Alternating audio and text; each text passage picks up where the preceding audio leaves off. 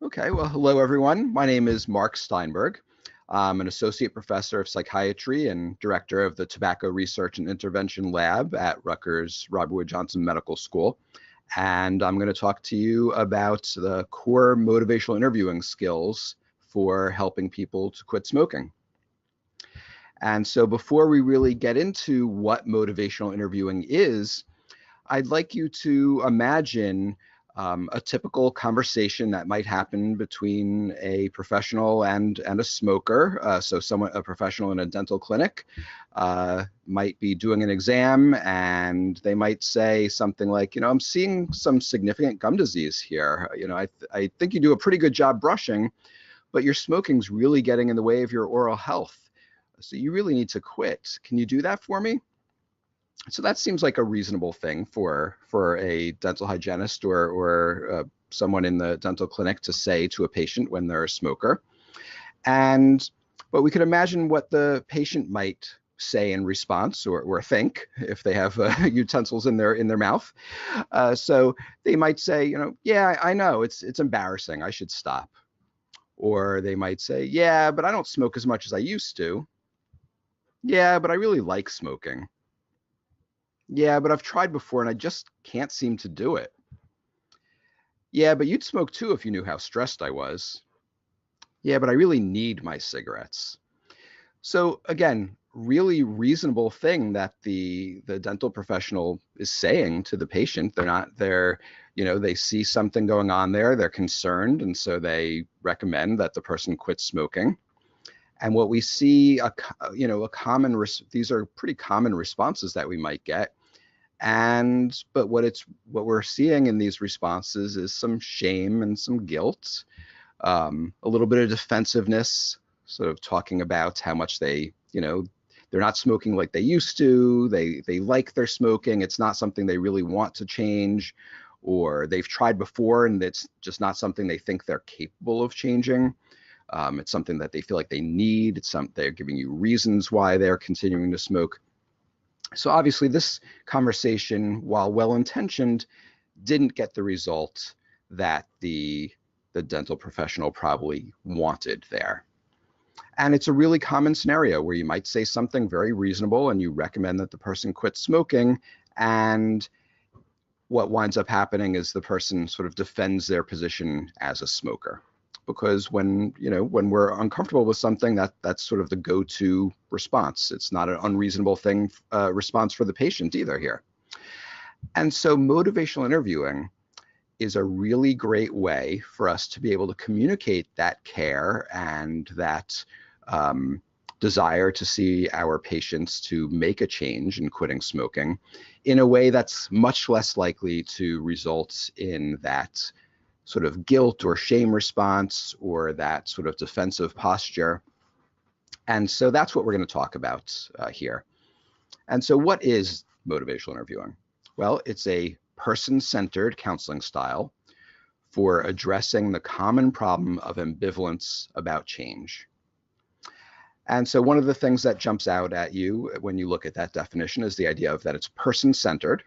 And so when we think of something being person-centered, we think of sort of Carl Rogers type psychotherapy, where he's doing lots of reflective listening and expressing accurate empathy. And Carl Rogers would say you follow the client wherever they take you. And that's one place where, while motivational interviewing really does borrow quite a bit from person-centered psychotherapy or counseling, the difference is that we don't just follow the client wherever they go. Motivational interviewing is goal-directed. We come up with a goal together with our clients, and then everything that we do is designed to get closer to that goal. So that's an important difference between motivational interviewing and person-centered counseling, even though motivational interviewing really does borrow quite a bit from person-centered counseling. Just as important as that definition of motivational interviewing is what we refer to as the underlying perspective of motivational interviewing. You'll often hear this referred to as the spirit of motivational interviewing. And it's really sort of the mindset that the MI therapist comes to the table believing. And so there's 4 components to that. There's partnership, acceptance, evocation, and compassion. And so partnership means that we want to collaborate with our clients, our patients. It's not our job to just say, this is what you should do, and then expect that they're going to go off and do it. It's really that we want to work together, because the data are clear that when people play a role in their own healthcare plans, they are more likely to follow through. And so we want to partner with our patients. We want to collaborate with our patients. And so that's actually something that I'll be pretty explicit with my patients about, that I'll let them know that, I might be the expert in behavior change and the expert in tobacco dependence, but you're the expert in you. So if we're going down a path that doesn't make sense to you for fitting into your life, I want you to share that with me, because we need to be partners to really maximize your success here. The next part is acceptance. And so that doesn't mean that we just, are in agreement with everything that our client or patient is doing or saying. But what it means is that we accept them as autonomous human beings that are coming to us based on a given set of circumstances that make them more or less likely to continue smoking or more or less likely to quit smoking. And most importantly, that they are the ones that make the decisions, not us. So we respect their autonomy. We recognize that we could say whatever we want to our patients, but it's really they that go off and make those decisions. And so that's something else that I make really explicit. I'll sort of joke and say, I'm not following you home and knocking cigarettes out of your hand. I'm not going to your local convenience store and putting up a sign saying, do not sell cigarettes to this woman. It is our patients who make the final decisions. And so we might as well act as if that's the case, because that is the case.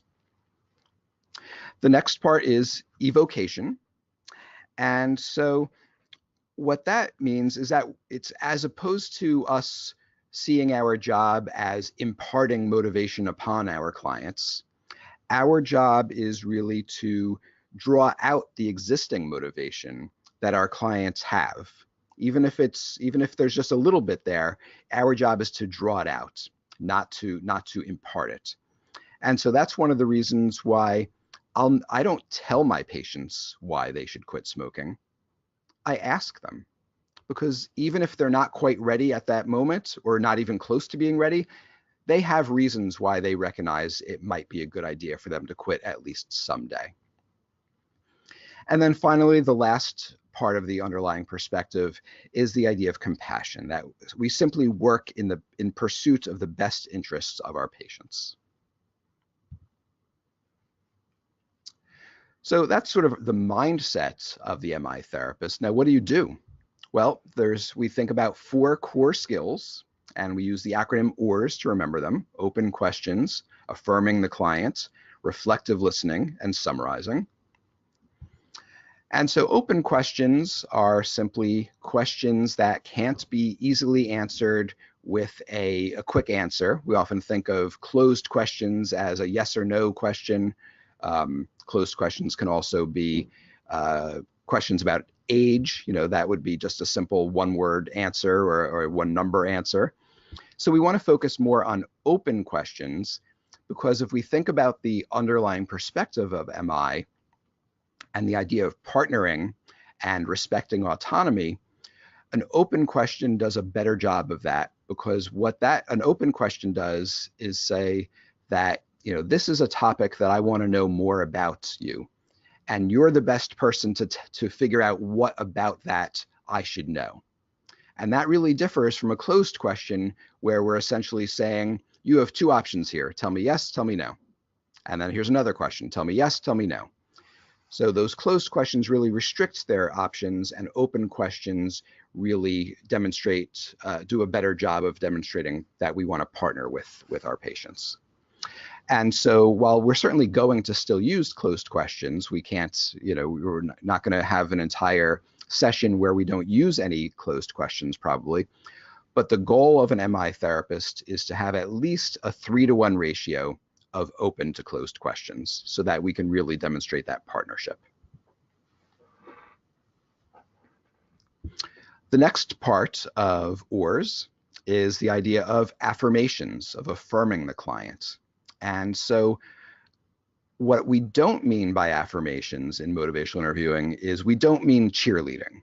So we don't want to say, yeah, you're doing great, or, I know you can do it, because oftentimes the patient doesn't feel like they're doing great, or they don't believe that they can do it. And so we might lose credibility by saying that. They may decide that, well, this doctor doesn't know how hard it is to quit smoking, or they wouldn't say that. So what an affirmation from an MI perspective is that we want to demonstrate, we want to show genuine appreciation for something that our patient is doing or saying, because they may be coming back and struggling with quitting smoking. And so we can make them feel less frustrated by that by affirming that effort and saying something like, you're working really hard on this. And so really letting them know we're making a statement of genuine appreciation for something very specific that we see them doing. Next is reflective listening. And so we use a lot of reflective listening in motivational interviewing. Probably the modal response is to use reflective listening as an MI therapist. So it's what we do more than anything else. And reflective listening is essentially stating back the gist of what it is that you believe your patient is trying to communicate to you. So notice I didn't say what they're trying to say to you, because it might not be verbal that you're reflecting back. It might not be something that they literally said. It might be something that you're inferring about what they said, or it might even be something that you notice in their body language. You might have a patient talking to you about something and you notice their eyes sort of welling up. And in that case, a very good reflection might be, and that makes you sad. Even if that's not anything, even if those are not the words that they used. You may have a patient talking to you about how, yeah, I'd really love to quit smoking, but when I get stressed, I can't imagine what, I don't know what I will do if I don't have my cigarettes, and I just don't think I could cope. And so a nice reflection there might be, that's really scary to you. So we want to state back the gist of what it is that we're hearing, or I'm sorry, what your patient is trying to communicate, not necessarily what you're hearing. And it could be a restatement of what the words that they use. It could be you making an inference about what they're trying to communicate to you. It could be something that you notice in their affect. And so again, reflective listening is probably what we do most as MI therapists. And we want to make sure that that it's one way that we can communicate to our patients that we're really trying to understand their experience. And when our patients feel heard and understood, they feel much freer to then change. Next is summarizing.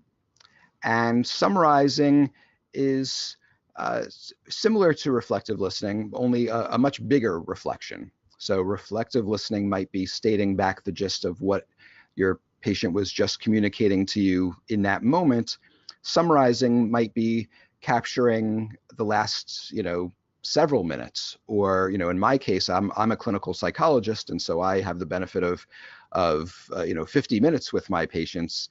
And so I might summarize the whole session at the very end. But certainly you don't need to wait until the end of your intervention.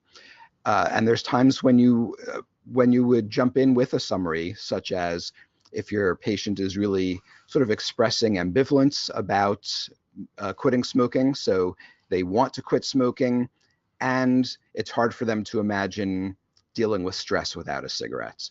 They want to quit smoking, and it's really something that gives them time to get away from things when they go out on a smoke break. So we can use a summary to communicate that we hear both sides of that ambivalence. It's also good for when we want to transition, or when we want to focus a conversation.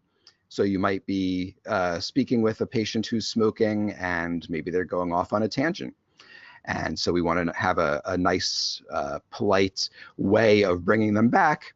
And a summary does that really well. We could simply say, let me make sure I understand what we're talking about here. And then you do a summary of the parts that are really on point, that are really what we want to be talking about towards that goal. On the other hand, you might have a conversation that's just sort of going on and not really adding anything to your intervention anymore, and you'd like to move on to something else. And so a nice way to do that again is saying, let me make sure I understand what we're talking about here. And then you do that summary, and then that allows you to move on. Now, one thing that I'll always do with a summary is I'll end it with a nice open question, such as, what else? What did I miss? And the reason that I'll do that is because, sort of by definition, it's me who is deciding what to summarize. I'm deciding what the important parts were.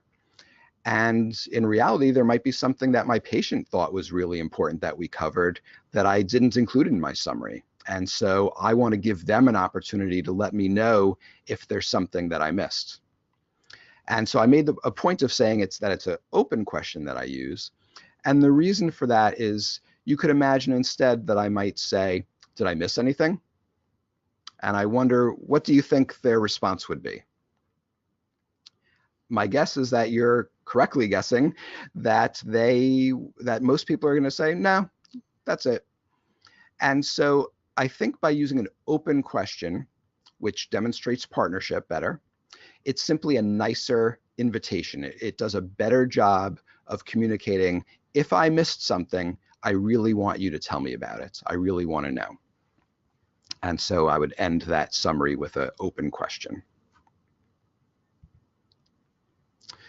So at this point, you might be thinking, well, it's great to ask questions and do reflective listening, but I can't only do those things. And you're right. There's certainly going to be times where you want to provide information or that you really need to provide information. And so luckily there is a nice way of doing that in an MI consistent way, in a way that's consistent with motivational interviewing. And we refer to that as elicit, provide, elicit. And so if we think back to that first slide of the conversation between the dental hygienist and the smoker, their patient, the way that I might have done that differently is through elicit, provide, elicit. And so I would start off by eliciting the patient's knowledge. I might say, I see a lot of, some gum disease here. And I also know from your chart that you're a smoker. Tell me, what do you know about the relationship between smoking and gum disease? So now I'm giving my patient an opportunity to sort of show off what they know about it.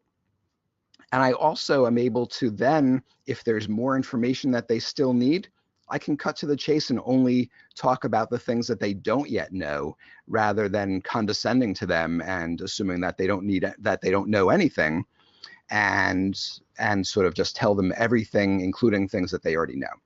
So now I've figured out what they know, but maybe they didn't tell me all the information, and I think that there's more that they need. And so I'll then elicit their permission to fill them in with more. So I might start off by using an affirmation and saying, that's great. You do know quite a bit about the relationship between smoking and gum disease. There's a little bit more that I'd love to tell you about. Would that be okay? And so I elicit their permission. Then they're going to give me their permission, likely, to tell them. So I'll then give them the information. And now they're really quite likely to listen with an open mind and not feel defensive, because I've done this very respectfully now. I've checked in on what they know. I've asked permission before giving them information instead of just jumping in there. And now they're going to listen to me and really hear the information that I want them to know about. And then at the end, I want to ask an open question and elicit their reactions and say, what do you think about that? And so now a common response is likely to be, wow, I didn't know that. That's surprising to me. Maybe I really do need to think about this more. And so this is a really great way to provide information to our patients in a motivational interviewing consistent manner that really gets them to think about it. It really gets them to hear us, to not feel defensive. Unlike that initial example, that first slide that I talked to, where we talked about that conversation, this scenario is very unlikely to result in them talking about how they don't want to quit, or they can't quit, or they really need their cigarettes. It's really much more likely to result in them hearing what it is that you have to communicate to them. And so those examples that I just gave a moment ago of, them not wanting to quit, them not feeling like they can quit, or them feeling like they need to quit, those are obviously not what we want to hear from our clients, right? So those are all examples of what we refer to as sustained talk. That's language that's consistent with sustaining their current behavior. And so we want to make sure that we avoid sustained talk. What we do want to get is referred to as change talk, and that's language that's consistent with making a change. And so we think about change talk and sustained talk. They're opposite sides of the same coin. So people could talk about themselves wanting to quit smoking or not wanting to quit smoking, being able to quit smoking or not being able to quit smoking, having reasons to quit smoking or reasons to stay the same, needing to quit smoking or needing to stay the same, or taking action to quit smoking, or being a committed smoker. So we want to do everything that we can to elicit change talk and avoid sustained talk. And the reason for that is based on something from social psychology. It's called self-perception theory. And what it says essentially is that as we hear ourselves say something, we come to believe it more strongly. And so when we find ourselves telling somebody else all the reasons why they can't make a change or they don't want to make a change, then they're talking themselves out of making that change. On the other hand, as we hear ourselves say, yeah, this is something I really want to do, and yeah, I could see myself doing this, this would benefit me, then we know that that person is more likely to change because they're talking themselves into change based on self-perception theory. And so this slide really just shows that when we're doing things that are consistent with motivational interviewing, we're much more likely to get change talk. When we're using those open questions, affirmations, reflective listening, and summaries, when we're using elicit, provide, elicit, we can get at the change talk. On the other hand, if we're more directive, like the person in that first slide talking to their patient, where they just said, you really need to quit, when we're directive like that, we're likely to get sustained talk. We're likely to have people feel that guilt and shame. We're likely to have people tell us all the reasons why they want to continue smoking, or that they don't believe that they can quit smoking, or they don't really want to quit smoking. So we want to make sure that we're doing everything that we can to elicit that change talk. So the take-home messages really here are to use the MI core skills: open questions, affirmations, reflective listening, and summaries. When we want to give information, which we will need to do, use the elicit, provide, elicit procedure. And we want to make sure that we do everything that we can to elicit change talk and to avoid doing things like being directive, where we're going to elicit sustained talk.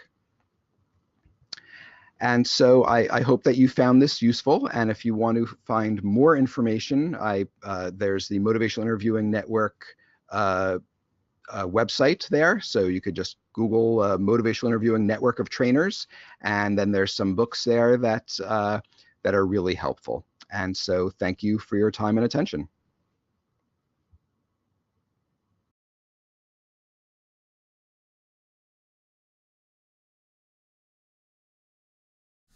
Hi, Emma. My name's Bridget. I'll be working with you today. How are you? Good. How are you? Good. So I was looking over your health history, and I do see that you had marked down that you are a smoker. Is that correct? Yes. Yes. How long have you smoked for?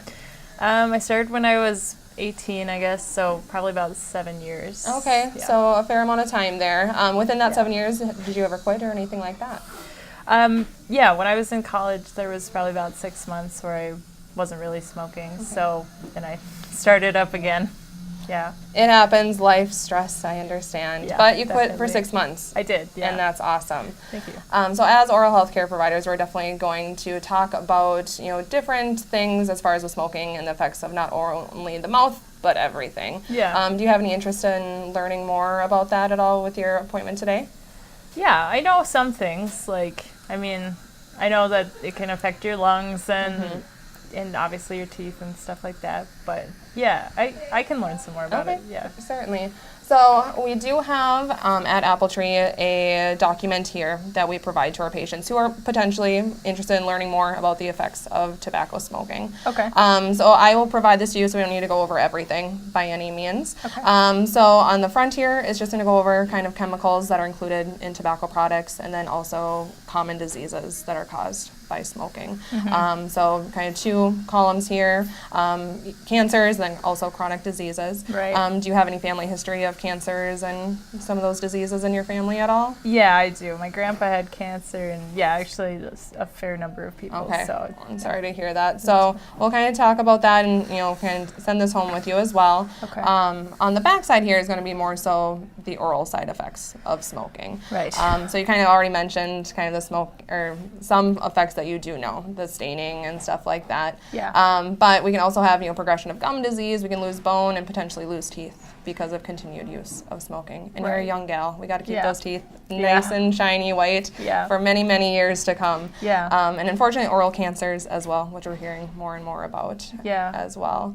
So we always like to ask too, as far as if you're interested in quitting, as far as on a scale from 1 to 10, 1 being not at all today, 10, I'm ready to jump into it right now. Where do you see yourself?